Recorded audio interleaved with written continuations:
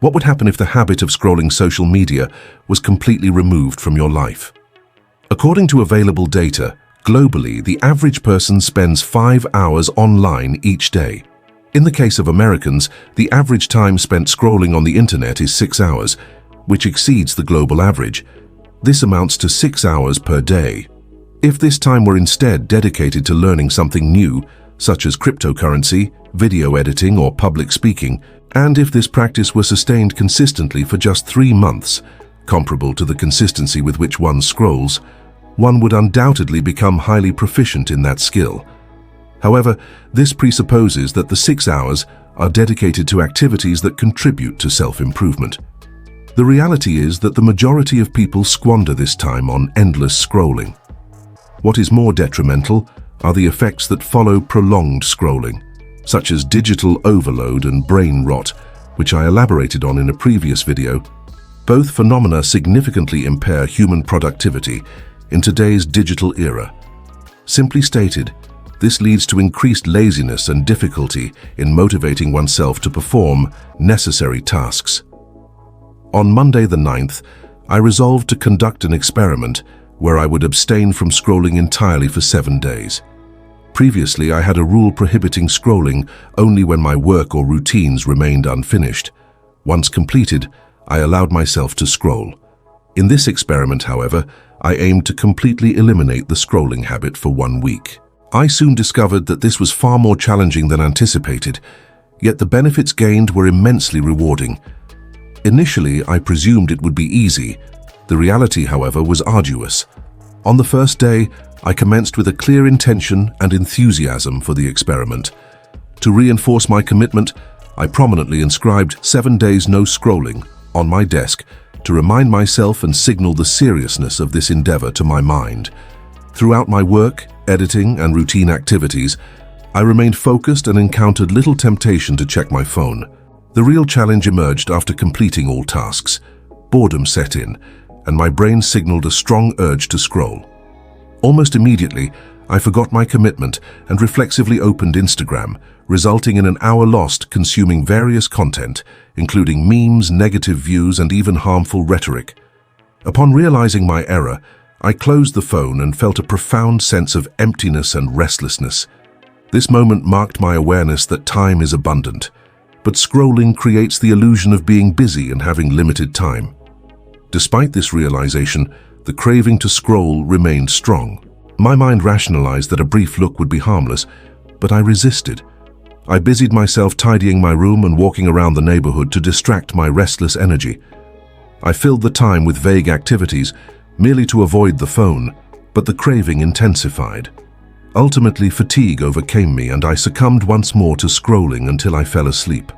I acknowledge that on day 1, I failed. I invite others who have attempted a similar no-scrolling experiment to share their experiences in the comments to inspire the community. Despite the initial failure, I learned that scrolling exerts considerable control over my life, reinforcing my determination to persist. This recollection led me to a principle described in the book, Atomic Habits. Habits constitute the brain's automatic response to triggers, with boredom being a principal cue. For example, when bored, one naturally resorts to scrolling. Repetition conditions the brain to associate scrolling with alleviating boredom. Consequently, when boredom arises, the brain signals the need to scroll, prompting the urge. The key to breaking this cycle is not to suppress the behavior forcefully, but to replace the response with an alternative habit. I applied this strategy on the second day. Whenever I felt boredom, emptiness, or the urge to check my phone, I redirected myself to pre-prepared activities. These included extended reading sessions, journaling, public speaking practice, podcast viewing, and more, thus filling the previously idle moments with constructive engagement. This adjustment yielded results well beyond my expectations. I did not anticipate achieving such a level of productivity without the scrolling habit. That day, I felt mentally lighter and undistracted. Completing each task brought a unique sense of satisfaction. Evidently, substituting scrolling with purposeful activity allows the brain to adapt, initiating meaningful change. Yet, the success was short-lived.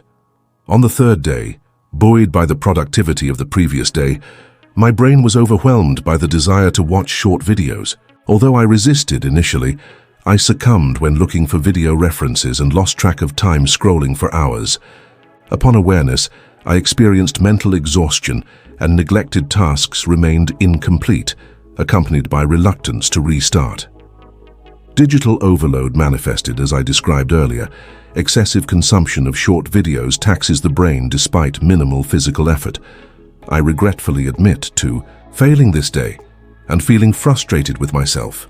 Determined to improve, I recommitted that night to cease scrolling and resist temptation, confident that the rewards would justify the struggle.